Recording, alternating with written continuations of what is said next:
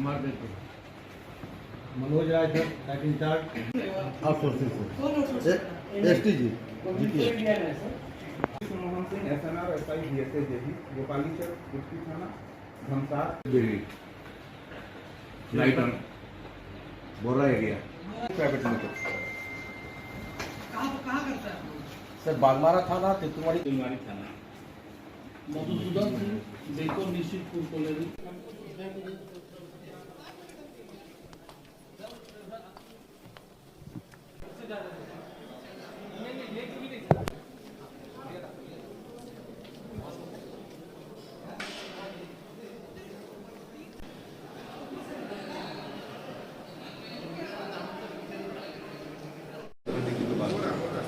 आज धनबाद एक कोयला का राजधानी है। कोयला को लेके हमेशा यहाँ पे कुछ समस्याएं रहते हैं। आउटसोर्सिंग कंपनियाँ का कुछ समस्या रहती है, बीसीसीएल का कुछ समस्या रहती है, उसमें पुलिस का भी कुछ समस्या है, बीसीसीएल का है। ये सब का एक पहली सबके साथ एक सब स्टेक होल्डर के साथ आज एक मीटिंग यहाँ पे किया है।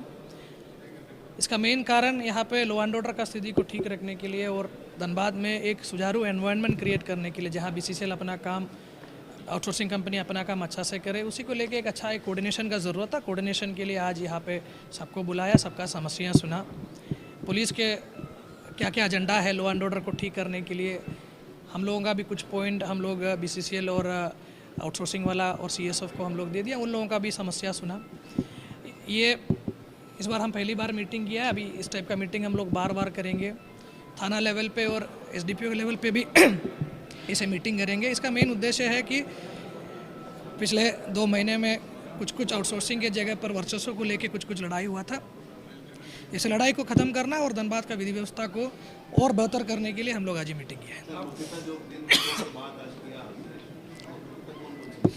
मुख्यतः बेसिकली बीसीसीएल का और आउटसोर्सिंग कंपनियां का जो भी समस्या है, उन लोगों का एरिया स्पेसिफिक 12 एरिया का जीएम और 12 एरिया में काम करने वाला आउटसोर्सिंग कंपनी लोग आया हुआ था। उन लोगों का समस्या का हम लोग नोट डाउन किया है। स्पेसिफिक इन लोगों का कुछ समस्या है, कुछ सामूहिक समस्या है। उसके बाद एक सोल्यूशन हम लोग इन लोगों के साथ मिलकर हम लोग एक रणनीति तय किया है और रणनीति के आधार पर आगे हम लोग कार्रवाई करेंगे।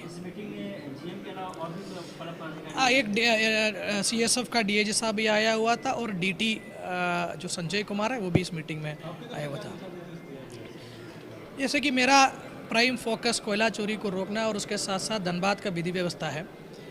विगत दिन में जो 2-3 घटना घटा है, इसका कारण वर्चस्व को लेकर लड़ाई है। कुछ क्रिमिनल लोगों के द्वारा काम करने के आड़ पर बीसीसीएल के बहुत सारे आउटसोर्सिंग कंपनियां में नौकरी कर रहा है या कंपनियां का लाइसेंस का काम कर रहा है। ऐसे लोगों को चिन्हित करते हुए इन लोगों के बारे में रिपोर्ट करने के लिए इन लोगों को निर्देश दिया है। अगर किसी भी आउटसोर्सिंग कंपनी किसी भी क्रिमिनल का सपोर्ट अगर करेंगे, उसको मदद करेंगे या किसी रोड सेल के नाम पर अगर कोई क्रिमिनल अपना वर्चस्व के लिए किसी भी आउटसोर्सिंग के जगह पर अपना बदमाशी करेंगे, तो ऐसे लोगों को चिन्हित करते हुए रिपोर्ट देने का निर्देश अभी बीसीसीएल वाला को दे दिया है। अलग से इन लोगों के ऊपर पुलिस भी कार्रवाई कर रही है। पेट्रोलिंग बढ़ाने की बात हुई थी सर। जैसे कि बीसीसीएल का कहना है कि कुछ जगह पर इन लोगों का पेट्रोलिंग बढ़ाने का ज़रूरत है, लेकिन पुलिस का काम पूरा धनबाद में पेट्रोलिंग करना है। बीसीसीएल का भी अगर अलग से पेट्रोलिंग करने का ज़रूरत है तो इन लोगों के पास सीएसएफ तो है ही है, सीएसएफ अपना पेट्रोलिंग करेंगे और उसको सपोर्ट करने के लिए, थोड़ा मदद करने के लिए हम लोगों का भी पेट्रोलिंग रहेगा। कुछ ऐसे लोगों को चिन्हित किया गया है जिनका नाम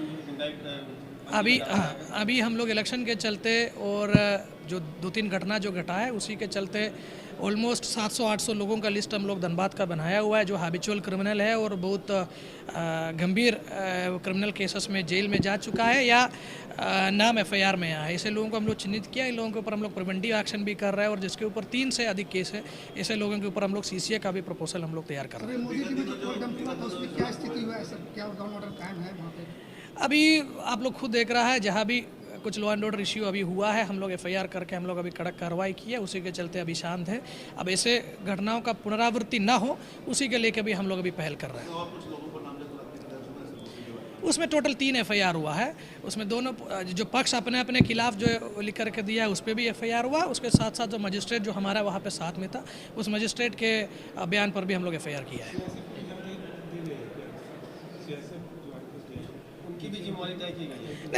सीएसएफ का जिम्मेदारी ऑलरेडी बीसीसीएल के द्वारा तय किया गया ही है और ये लोग हम लोगों को अपना काम करने में हमेशा मदद भी कर रहा है।